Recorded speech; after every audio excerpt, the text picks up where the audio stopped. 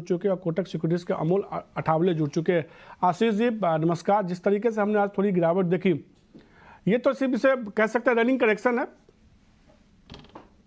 हाँ बिल्कुल, ये तो कुछ मतलब खास देखो, हमें क्या है कि थोड़ी सी आदत बदलनी पड़ेगी। अब 200 पॉइंट्स कुछ भी नहीं होता, जो लेवल निफ्टी का है वो कुछ भी नहीं होता। 200 पॉइंट अगर देखा जाए तो 1% है।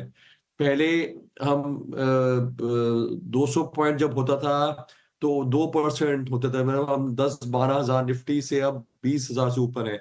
तो 200 पॉइंट, 200-250 पॉइंट निफ्टी 1% के आसपास बहुत मामूली सी मूवमेंट है, जो कि तकरीबन हमें इग्नोर कर देनी चाहिए। क्योंकि हमारा माइंडसेट ऐसा है ना कि हम जब देखते हैं फिगर्स में तो हमें लगता है कि बहुत ज्यादा है, सेंसेक्स का भी और निफ्टी का भी।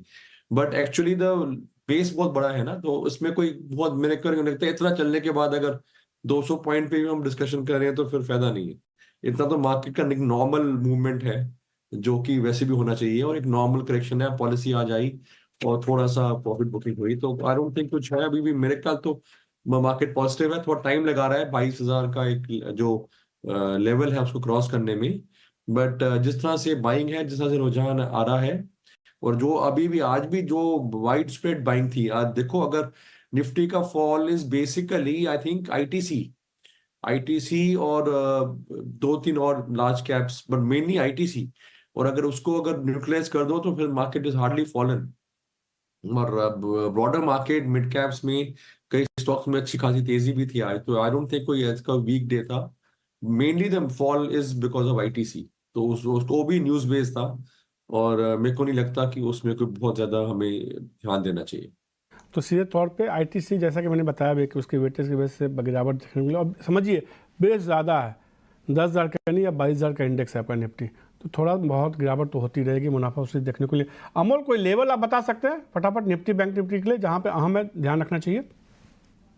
ये आई थिंक एक इंडेक्स में निफ्टी में लोअर टॉप फॉर्मेशन बना है, तो मेरे लिए अगर ट्रेडर्स के लिए एक इम्पोर्टेंट लेवल रहेगा जो 21,900 का रहेगा। आई थिंक मुझे लगता है कि जब तक मार्केट 21,900 के नीचे रहता है, जो वीक सेंटीमेंट शॉर्ट टर्म के लिए बना है वो कंटिन्यू रहेगा। ऑन द फ्लिप साइड अगर लोअर साइड में हम देखते हैं तो 21,600 21,550 तक मार्केट करेक्ट हो सकता है। और अगर मार्केट में फ्रेश अप ट्रेंड आना है तो मिनिमम 21,900 उसको क्रॉस करना पड़ेगा।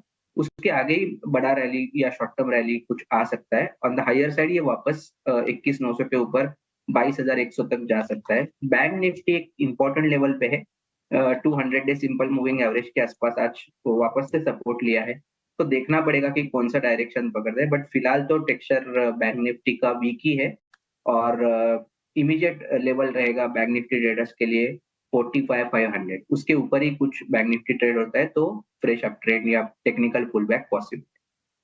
तौर पे 45,000 का लेवल जो है निफ्टी बैंक पर अहम के तौर पे आज हमने देखा, हालांकि उसके नीचे जाता हुआ दिखा। इसके अलावा निफ्टी की अगर बात करें तो 21,500 का लेवल है जो मानते हैं अमोल की एक अहम लेवल है, वहाँ पर सपोर्ट थोड़ा लेना चाहिए। अब बिना देरी के सवाल जवाब के सिलसिला को शुरू करते हैं।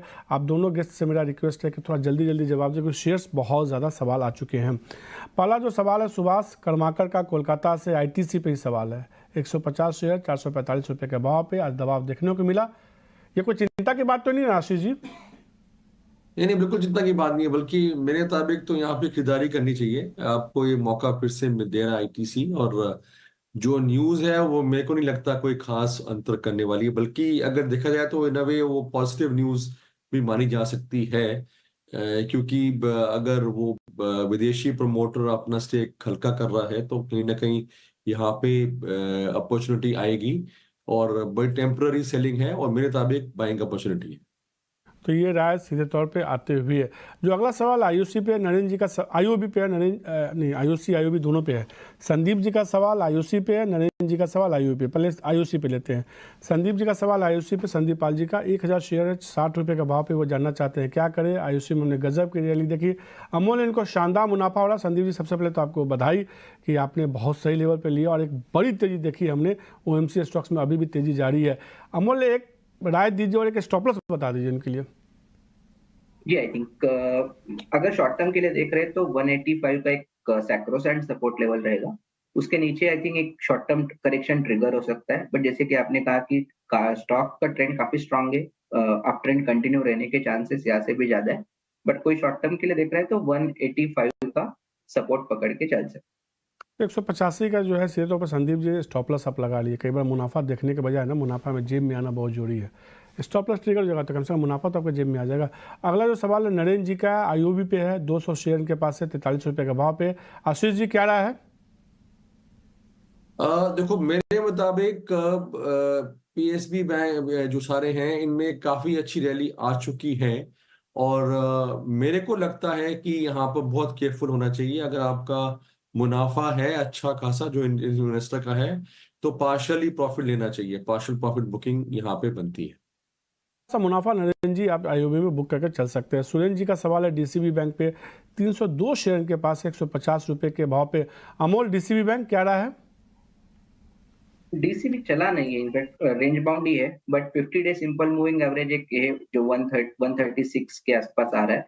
उसके ऊपर ही कुछ मार्केट में उसमें एक्टिविटी आने के चांसेस है डीसीबी बैंक में, तो 137 मिनिमम क्राइटेरिया रहेगा। उसके नीचे जब तक ये स्टॉक आई थिंक वीकनेस बना रहेगा, 130 तक ये स्टॉक करेक्ट हो सकता है। एक शेयर पे जवाब और दे दीजिए आशीष जी। पल्लव हल्दर का सवाल है एनएलसी इंडिया पे, 750 शेयर, 268 रुपये के भाव पे। इसको इस स्टॉक को मैंने लेटली ट्रैक नहीं किया तो इसका अमोल आपकी तरफ से क्या रहेगी एनएलसी इंडिया? जी, अगर मीडियम टर्म टेक्सचर देखते हैं तो अच्छा है। हायर बॉटम फॉर्मेशन अभी भी वीकली चार्ट्स पे मेंटेन है। अगर डेली के लेवल इसके हिसाब से या शॉर्ट टर्म के हिसाब से अगर कोई देखता है तो 20 डे सिंपल मूविंग एवरेज 248 या 250 एक सपोर्ट रहेगा। उसके नीचे स्टॉक में एक टेम्पररी वीकनेस आ सकता है। पे यहाँ पे अब आप चूंकि समय की बेहद कमी है तो आशीष जी जल्दी से मैं 3 स्टॉक से एक साथ नाम लूंगा, तीनों में आप अपनी राय दे दीजिए। इरकॉन 200 शेयर है, 245 रुपये के भाव पे रामकृष्ण जी के पास। पावर ग्रिड 200 शेयर, 136 रुपये के पास। और वेदांता के योगेश के पास शेयर है 1200, 270 रुपये के भाव पे। Vedanta, power grid, IRCON, Ashish ji. मेरे मुताबिक तीनों में आपका नहीं, वेदांता में प्रॉफिट नहीं है, बाकी दोनों में अच्छा खासा प्रॉफिट है। आप हल्का हल्का प्रॉफिट जरूर लें दोनों, इरकॉन में भी और इरकॉन था, दूसरा कौन सा था, पावर ग्रिड। इन दोनों में आप पार्शियल प्रॉफिट बुकिंग जरूर करें। बहुत रन अप हो चुका है। Vedanta hold on. Vedanta I think commodities की रैली अच्छी बन रही है, अभी आपका प्रॉफिट नहीं है। अब जब आई थिंक प्रॉफिट आना चाहिए। सीधे तौर पे ये आना चाहिए, प्रॉफिट आना चाहिए। आप इसको वेदांता होल्ड कीजिए, बाकी समय थोड़ा सा मुनाफा बुक कर लीजिए। जल्दी से सर आशीष जी 2 शेयर पर और जवाब दे दीजिए क्योंकि बहुत सारे सवाल है। शिव कुमार पांडे जी का सवाल है बंधन बैंक पे, 100 शेयर है, 238 के भाव पे। और कृष्णकांत वर्मा जी का सवाल है शिपिंग कॉर्पोरेशन ऑफ इंडिया पे, 500 शेयर, 169 रुपये के भाव पे। बंधन बैंक और शिपिंग कॉर्पोरेशन ऑफ इंडिया। जी आशीष जी। अच्छा, बंधन बैंक होल्ड करना चाहिए। आई थिंक काफी देर से चला नहीं, अंडर परफॉर्म कर रहा है थोड़ा, बट आई थिंक बंधन बैंक पे मैं समझूंगा कि यहाँ से ठीक होना चाहिए कुछ समय बाद। और दूसरा कौन सा स्टॉक था, मैं फिर से बताना। Of India, SCI, shipping corporation of India. जी हाँ, इसमें भी मेरे मुताबिक होल्ड है। इसका भी आगे चल के मेरे मुताबिक अच्छा आउटलुक है। अभी ऑलरेडी स्टॉक भी अच्छा कर रहा है, मेरे मुताबिक इसमें भी बने रहना चाहिए। तो दोनों शेयर में बने रह सकते हैं। आप फटाफट बिना देरी किए बात करते हैं वीआईपी स्टॉक्स की।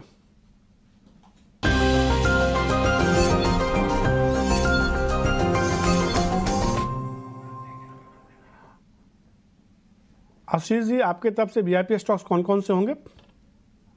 मेरे मुताबिक आईटीसी जिसका हम जिक्र कर भी रहे थे, मेरे मुताबिक उसमें डाउन साइड में खरीदारी करनी चाहिए। 475 का एक टारगेट जो मेरे मुताबिक ज्यादा समय नहीं लगना चाहिए वापस आने में, बाउंस बैक अच्छा आना चाहिए स्टॉक में।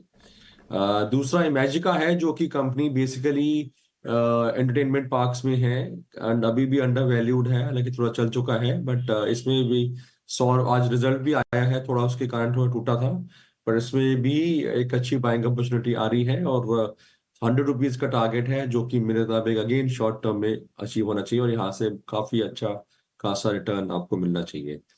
तीसरा एसबीआई, मेरे मुताबिक एसबीआई ने रिलेटिवली बाकी के जो पब्लिक सेक्टर बैंक्स हैं उनको थोड़ा अंडर परफॉर्म किया है, कोई लार्ज कैप है, और मेरे मुताबिक यहाँ पे एक अच्छी मूव आनी चाहिए। 760 का टारगेट अगेन शॉर्ट टर्म में। आईटीसी, इमेजिका और एसबीआई 3 शेयर में खरीदारी करने की सलाह दी है सीधे आशीष जी ने। तीनों स्टॉक्स के टारगेट बता दिया, समय बता दिया, कब तक के लिए आप रख सकते हैं। अमोल, आपकी तरफ से कौन सा शेयर है? जी, मुझे दो स्टॉक अच्छे लग रहे हैं। एक बैंक ऑफ बड़ौदा अच्छा लग रहा है, आज पीएसयू वैसे भी गिरा नहीं है, 253 के आसपास चल रहा है। पोजिशनल टारगेट रहेगा 260 270 का, और स्टॉप लॉस उसका रहेगा 247 का। और दूसरा मुझे एक बीईएल अच्छा लग रहा है, जिसने करेक्शन फॉर्मेशन कंप्लीट किया है और अच्छे सपोर्ट पे, तो 185 के आसपास है। पोजिशनली 195 और 200 के तक के टारगेट निकल के आ रहे हैं, और स्टॉप लॉस उसका रहेगा 180। बट स्टॉप लॉस दोनों स्टॉक में स्ट्रिक्टली फॉलो करना चाहिए। बैंक ऑफ बड़ौदा में खरीदारी करने की सलाह और बीएल में खरीदारी करने की सलाह, दोनों शेयर में यहाँ से टारगेट स्टॉप लॉस आप देख रहे हैं। ये तमाम टारगेट स्टॉप लॉस वापस से आप यूट्यूब पे, सोशल मीडिया के प्लेटफॉर्म पे स्वदेश के जाके देख सकते हैं। आशीष जी और अमोल जी, आपका शुक्रिया, और आशीष सर आपका विशेष शुक्रिया कि आज आप